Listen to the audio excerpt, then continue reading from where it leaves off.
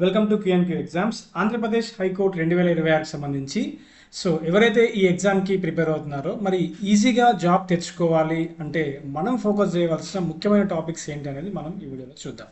ఓకేనా? చాలా యూస్ఫుల్ అవుతుంది. దయచేసి చివరి వరకు చూడడానికి ప్రయత్నం చేయండి.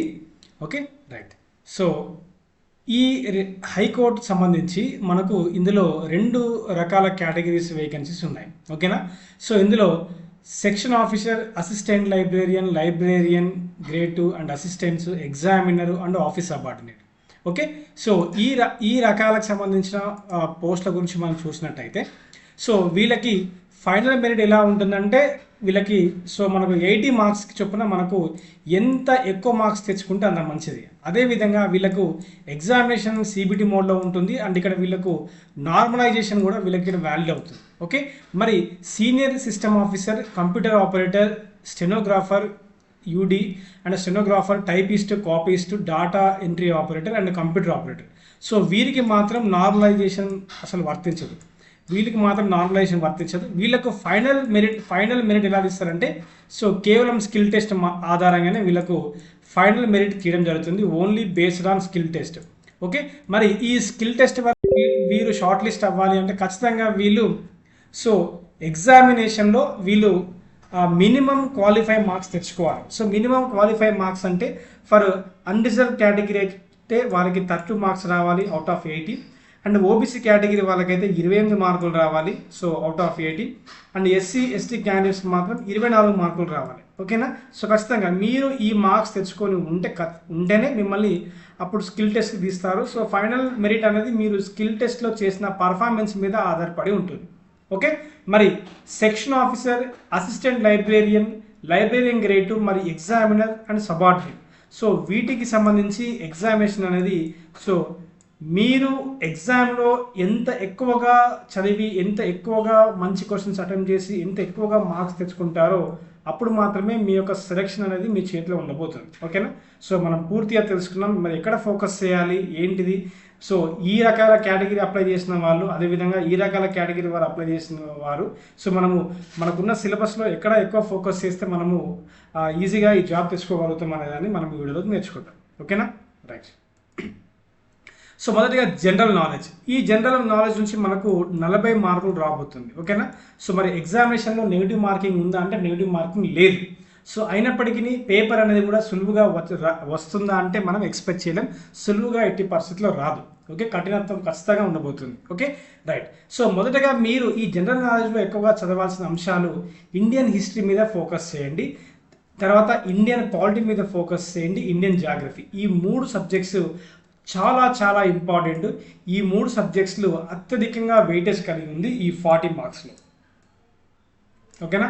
జనరల్ నాలెడ్జ్లో Indian history, Indian geography and Indian polity and governance ఈ 3 సబ్జెక్ట్స్ ఈ 40 మార్కులలో ఎక్కువ క్వశ్చన్స్ ఈ 3 సబ్జెక్ట్స్ నుంచి మాత్రమే రిపీట్ అవుతాయి. అదేవిధంగా మరి ఈ పోస్టులకు సంబంధించి except office subordinate what ever the remaining పోస్టులు వారందరూ మరి ఆంధ్రప్రదేశ్ సంబంధించిన అంశాలు ఏమైనా చదవాలా, like Andhra Pradesh history, AP geography, AP economy and AP current affairs. ఏపీకి సంబంధించిన కొన్ని పొలిటికల్ అంశాలు ఇవి చదవాలా అండ్ ఏపీ ప్రభుత్వ స్కీమ్స్ ఇవి చదవాలంటే నో, ఎట్టి పరిస్థితుల్లో చదవాల్సిన అవసరం లేదు. ఎందుకంటే క్లారిటీగా వాళ్ళు మెన్షన్ చేసినారు Indian history, Indian geography and current affairs కూడా ఇండియన్ బేస్డే అండ్ పాలిటీ అంశాలు కూడా ఇండియన్ బేస్డ్ అని ఉంది. ఓకేనా? నెక్స్ట్ ఈ ఇండియన్ ఎకానమీలో మీరు ఎక్కువగా చదవాల్సింది కేవలం 5 ఇయర్ ప్లాన్స్. 5 ఇయర్ ప్లాన్స్లోంచి ఖచ్చితంగా క్వశ్చన్స్ పడతాయి.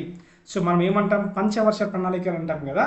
పంచవర్ష ప్రణాళికల మీద నుంచి ఖచ్చితంగా క్వశ్చన్ పడుతుంది. ఈ ఎకానమీలో చాలామంది భయపడతారు కాబట్టి 5 ఇయర్ ప్లాన్ చదవండి. 5 ఇయర్స్ ప్లాన్స్తో పాటు రీసెంట్ బడ్జెట్.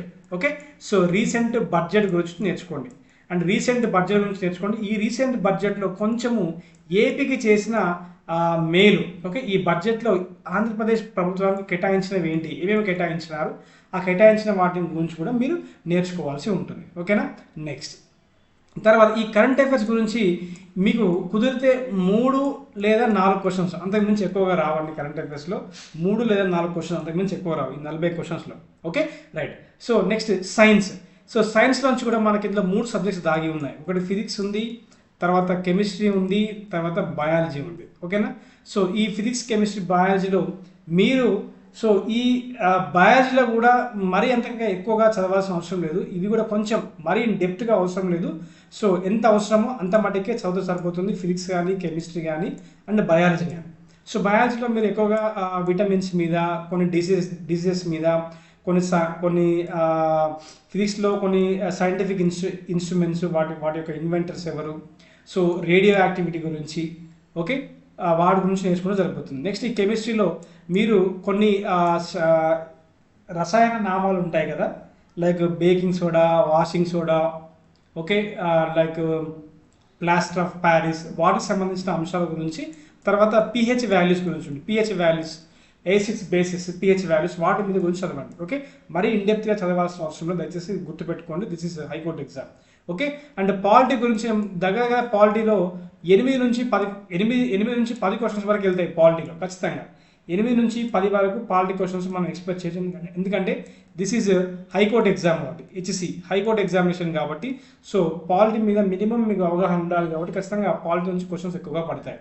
సో నేనేమంటున్నానంటే, సో మీరు ఎక్కువగా ఫోకస్ చేయవలసిన అంశాలు ఏంటయ్యా అంటే, మొదటగా హిస్టరీ మాత్రమే చదవండి, తర్వాత పాలిటీ చదవండి, తర్వాత జాగ్రఫీ చదవండి. ఈ 3 అంశాలు చదివిన తర్వాత రిమైనింగ్ వాటి మీద ఫోకస్ చేయండి. ఎందుకంటే సో హయ్యెస్ట్ వెయిటేజ్ను ప్లే చేసిన టాపిక్స్, సబ్జెక్ట్స్ ఏంటాయి అంటే ఈ 3, నేను ఏవైతే చెప్పినానో ఈ 3 మాత్రమే హయ్యెస్ట్ వెయిటేజ్ని కలిగి ఉన్నాయి.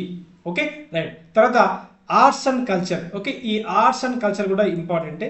సో ఈ ఆర్ట్స్ అండ్ కల్చర్లో ఎలా అంటే స్టేట్ అండ్ వాటి యొక్క ఇంపార్టెంట్ ఫెస్టివల్స్ నేమ్స్ ఏంటిది, అండ్ స్టేట్ అండ్ వాటి యొక్క famous dance forms, DFs, dance forms ఏంటిది. ఓకేనా, రైట్. ఆ డ్యాన్స్ ఫామ్ సంబంధించిన ప్రాముఖ్యత ఏంటిది, ఓకే, ఆ ఫెస్టివల్ సంబంధించిన ప్రాముఖ్యత, ఇలా కూడా క్వశ్చన్స్ కొంచెం డెప్త్గా వెళ్తారు.